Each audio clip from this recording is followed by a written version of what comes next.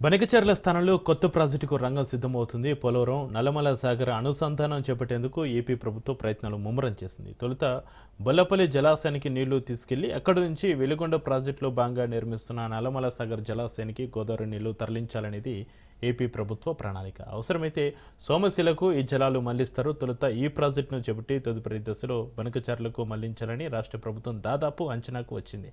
అందుకే గత project DPR తయారీకి పిలిచిన టెండర్లను జలవనరుల శాఖ తాజాగా రద్దు చేసింది. కొత్తగా పోలవరం నల్లమల సాగర్ అనుసంధానం పేరుతోనే డీపీఆర్ తయారీకి టెండర్లు పిలవనున్నారు.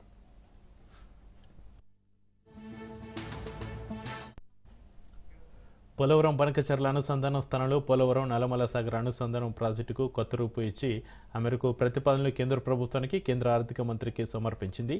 ఈ నేపథ్యంలో డీపీఆర్ తయారీకి పాత ప్రతిపాదన ఉంచితే ఇబ్బందికరమని భావించారు. ఉన్నత స్థాయిలోనూ ఇక నుంచి పోలవరం నల్లమల సాగర్ అనుసంధానంగానే పరిగణించాలన్న ఆదేశాలు కింది స్థాయి అధికారులకు అందాయి. దీంతో డీపీఆర్ తయారీకి కన్సల్టెన్సీ నియామకం కోసం గతంలో గుంటూరు జలవనరుల శాఖ ఎస్సీ పిలిచిన టెండర్లను తాజాగా రద్దు చేశారు.